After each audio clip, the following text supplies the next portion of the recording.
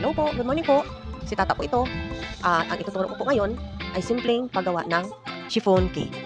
So, ito yung mga ingredients. Ito po ang sumusunod na mga ingredients. Merong cake flour, white sugar, baking powder, iodized salt, meron tayong vanilla, royal, pwede mo rin gamitin yung evaporated milk, oil, any oil, pwede mong gamitin, vegetable oil, canola oil, o palm oil, pwede na yan sa inyo. At saka meron tayong egg yolk. So, sa nirang naman natin is meron tayong egg whites na galing yan sa pinagbiak natin na egg yolk, cream of tartar, at saka white sugar. So, yung mga ingredients niya, ilalagay ko lang sa caption. Gawa na po tayo ng ating chiffon. Ito po yung mga wet ingredients. Egg yolks,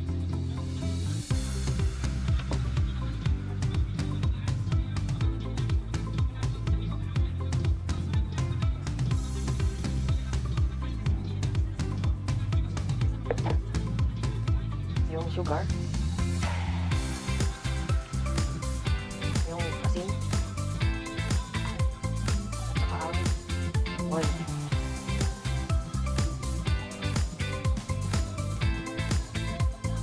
Simutin natin yung oil kasi ano yun, saka sabay yun sa ingredients niya. Saka yung vanilla. Simutin din natin.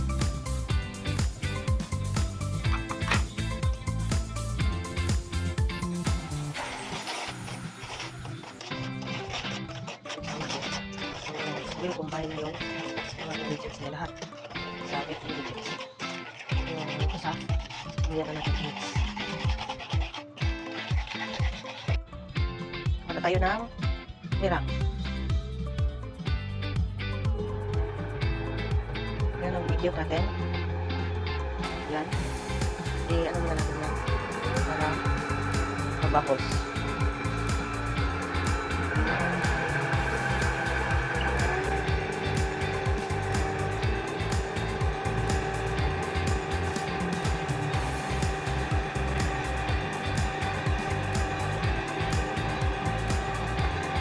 Yan, nagbabos na. Lagay na natin yung ating cream of tartar. Kung walang cream of tartar, pwede yung vinegar, white vinegar.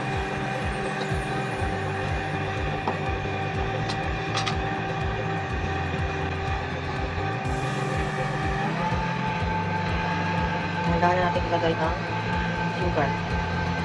Handaan lang para hindi mabigatan.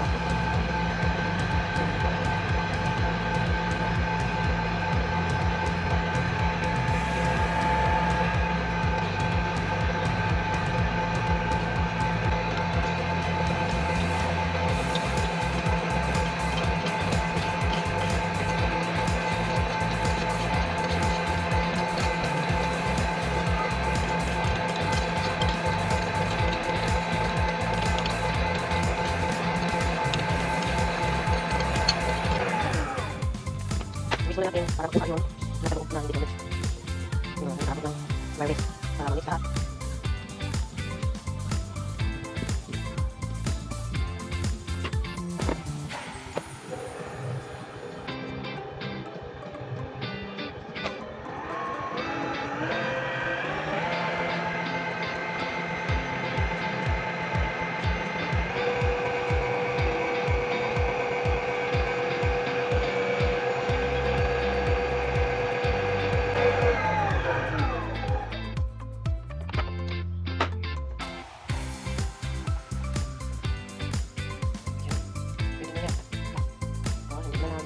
Itukan mo, ibaliktad mo, hindi na siya gumagalaw.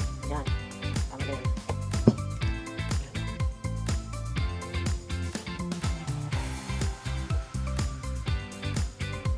Mix na yan. This time, i-mix na natin. Kuha mo natin lang konti. Huwag muna lahat. Para hindi. Pagkilala niya muna yung sarili niya doon sa ating baked butter. Yan. Tatahan lang. tinatawag na cut and fold.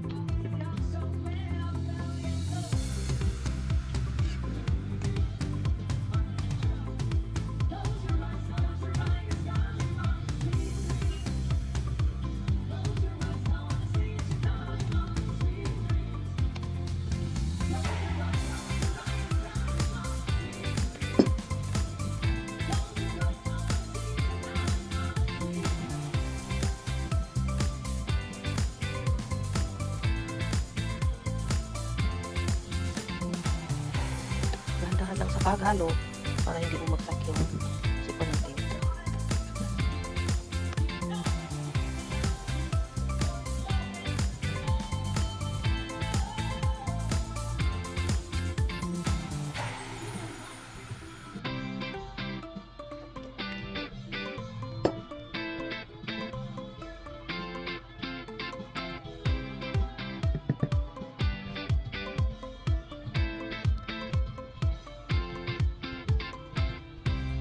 Simutin natin mga kaibigan para makuha lahat.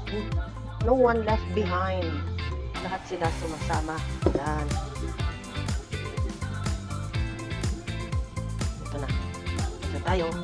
Hanggang magkaparehas na yung kulay nila. Wala nang puti. Disclaimer lang po. Hindi po ako professional baker. Ako po ay nag-experience pa rin, pero so far nakuha ko naman yung tamang timpla. Masarap naman, mabalik naman yung bumibili, nag-order. Pakunti-kunti nga lang kasi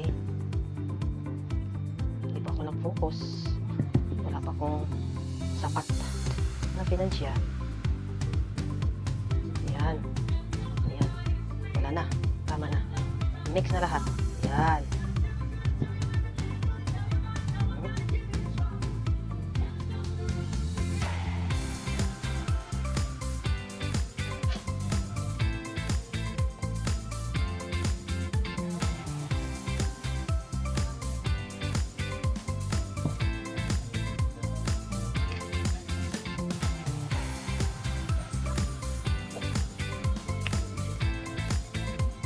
Disclaimer lang po.